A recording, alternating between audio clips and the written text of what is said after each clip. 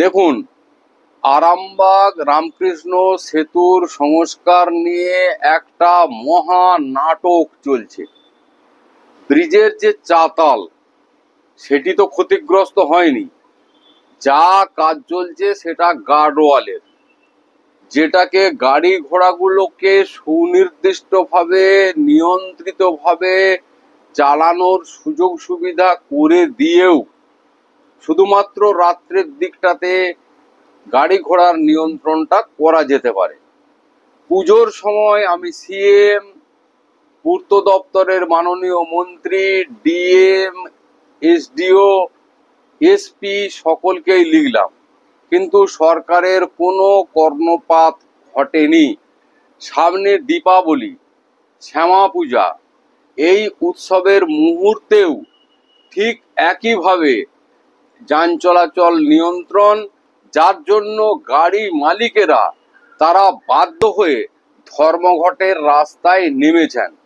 গাড়ি ঘোড়াগুলোকে প্রতিদিন প্রতিনিয়ত যেভাবে চলছিল সেভাবেই একটু নিয়ন্ত্রণ করে চালানো যায় যদি সরকারের সদিচ্ছা থাকে, কিন্তু এই সরকারের সদিচ্ছা নেই, সদিচ্ছাটা মরে গেছে এবং জনগণের চরম দুর্ভোগের জন্য এই ঘটনাগুলি ঘটানো হচ্ছে।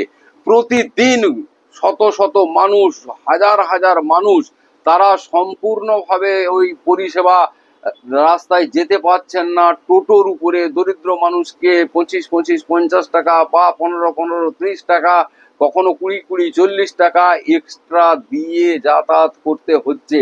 কাদের সুবিধা করছেন সরকার?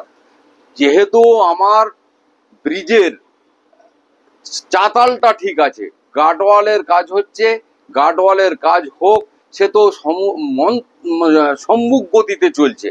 এত সম্মুখ গতিতে চলছে যে আমি এর আগেই বলেছিলাম যে সম্মুখ গতি শব্দটা বোধহয় এই রামকৃষ্ণ সেতু নির্মাণের ক্ষেত্রেই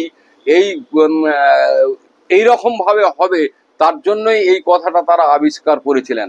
আমরা চাই সুনিয়ন্ত্রিতভাবে যান চলাচল করুক। যারা এই 3 মাসের জন্য বেশ কিছু ভলেন্টিয়ার্স নেওয়া হয়েছে, তাদের রাস্তার ধারে দাঁড় করিয়ে দিয়ে, কয়েক ফুট অন্তর অন্তর দাঁড় করিয়ে দিয়ে গাড়ি ঘোড়াগুলো চলুক না।